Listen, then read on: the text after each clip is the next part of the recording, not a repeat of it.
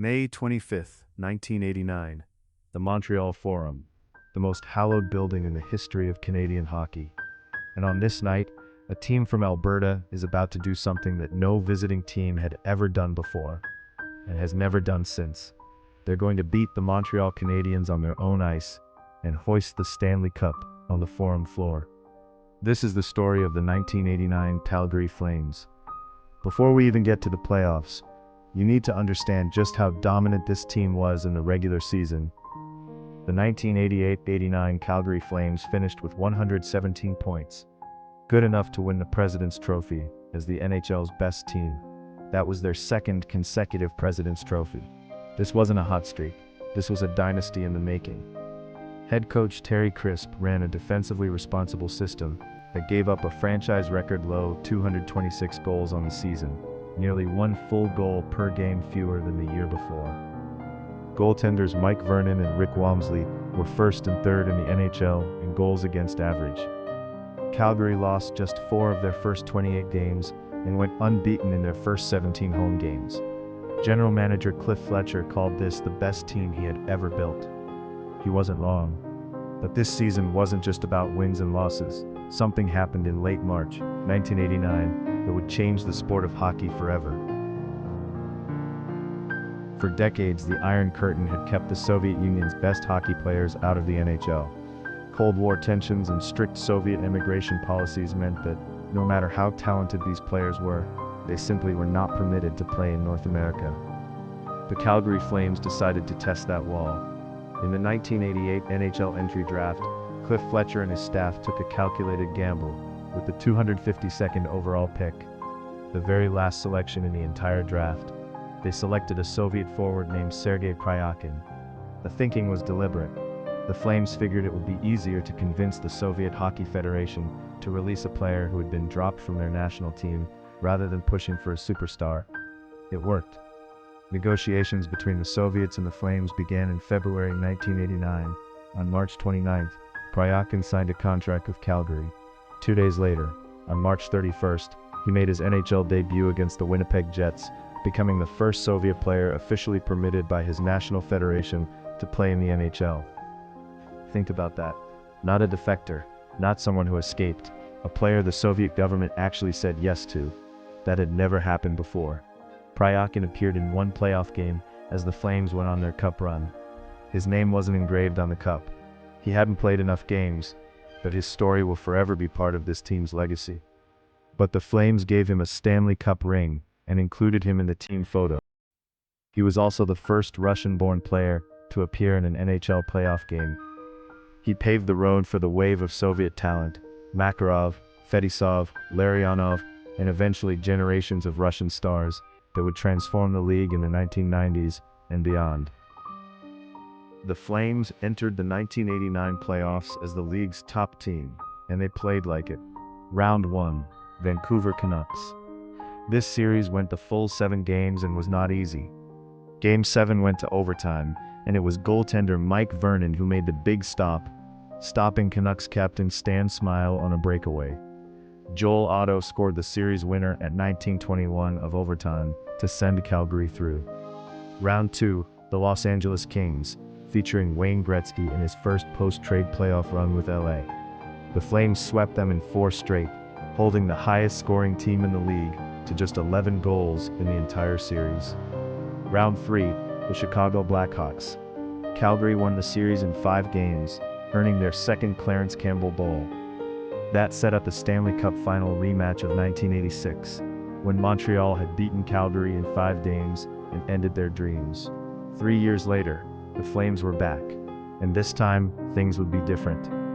Before we get to the final, we need to talk about the man who was absolutely unstoppable throughout these playoffs. Al MacInnis, a defenseman with what many called the hardest shot in the history of the NHL. A weapon so terrifying, he once split a goaltender's mask in half with it. In the 1989 playoffs, MacInnis was on another level. He finished with 31 points, 7 goals, and 24 assists in 22 games, and posted a 17-game scoring streak that remains the longest ever recorded by a defenseman in NHL playoff history. He became the first defenseman in NHL history to lead all players in postseason scoring. In the Stanley Cup final alone, he put up 4 goals and 5 assists in 6 games against Montreal. For that, he was awarded the Conn Smythe Trophy as playoff MVP. He was 25 years old. MacInnis was later inducted into the Hockey Hall of Fame in 2007.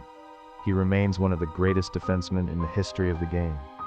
Now, let's talk about the moment that defines this entire championship. And it begins with a man named Lanny McDonald. Lanny McDonald was born in Hanna, Alberta, a small prairie town, and grew up learning the value of hard work on his family's farm. He was drafted 4th overall by Toronto in 1973, became a 3-time 40-goal scorer with the Maple Leafs, and was eventually traded to the Colorado Rockies, a move so unpopular that Toronto fans protested outside Maple Leaf Gardens. He came to Calgary in 1981 and became the heart of the franchise.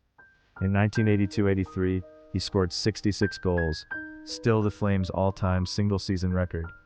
He was the King Clancy Award winner, the Bill Masterton Award winner, a man beloved not just for his hockey, but for who he was off the ice, particularly his decades of work with the Special Olympics. But he had never won a Stanley Cup. In the 1988-89 season, McDonald quietly decided it would be his last. He reached his 1,000th career point on March 7th, and scored his 500th career goal on March 21st. A storybook regular season, but the cup still eluded him.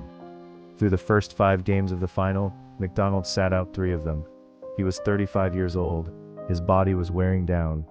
Head coach Terry Crisp had tough decisions to make, but with Calgary leading the series 3-2, Crisp made a call. If they were going to win this thing, Lanny McDonald was going to be in the lineup. Game 6, May 25th, 1989, the Montreal Forum. Colin Patterson gave Calgary a second-period lead, then Claude Lemieux tied it for Montreal.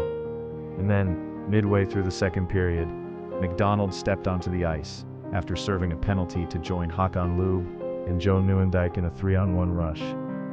Loob passed to Nieuwendyk. Nieuwendyk saw McDonald streaking up the right side.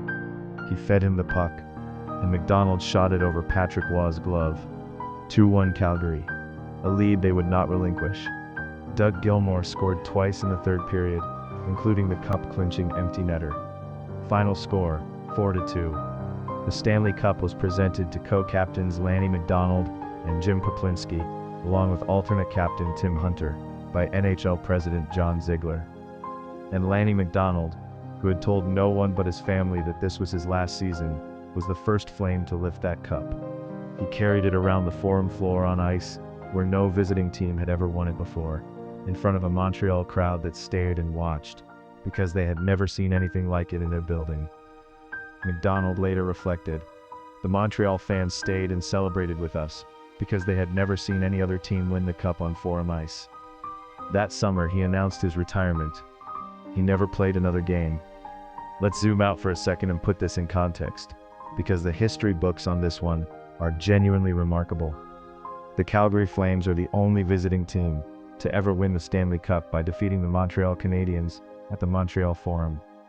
The only other visiting team to ever win the Cup at the Forum at all was the New York Rangers, and that was back in 1928, when they beat the Montreal Maroons. This was also the last time 2 Canadian teams faced each other in the Stanley Cup final. That record still stands today. The Flames also became the first franchise in NHL history to win the Stanley Cup after relocating. They had started life as the Atlanta Flames in 1972 before moving to Calgary in 1980. 9 players from that 1989 roster have been inducted into the Hockey Hall of Fame: Lanny McDonald, Doug Gilmour, Al MacInnis, Joe Nieuwendyk, Joe Moen, Mike Vernon, and others. General manager Cliff Fletcher also earned induction in 2004, and Sonia Skirfield, one of the team's owners, became the first Canadian woman to have her name engraved on the Stanley Cup. The 1989 Calgary Flames were a team that had everything: defensive structure, a generational offensive defenseman, a clutch goaltender, international history making with Pryakhin, and at the center of it all, a captain in the final game of his career, scoring the goal that broke a 1-1 tie in a building no visiting team had ever conquered. Lanny McDonald, Al MacInnis, Doug Gilmour, Mike Vernon, Sergei Pryakhin. These are the names of a championship and a chapter of hockey history that belongs entirely to Calgary.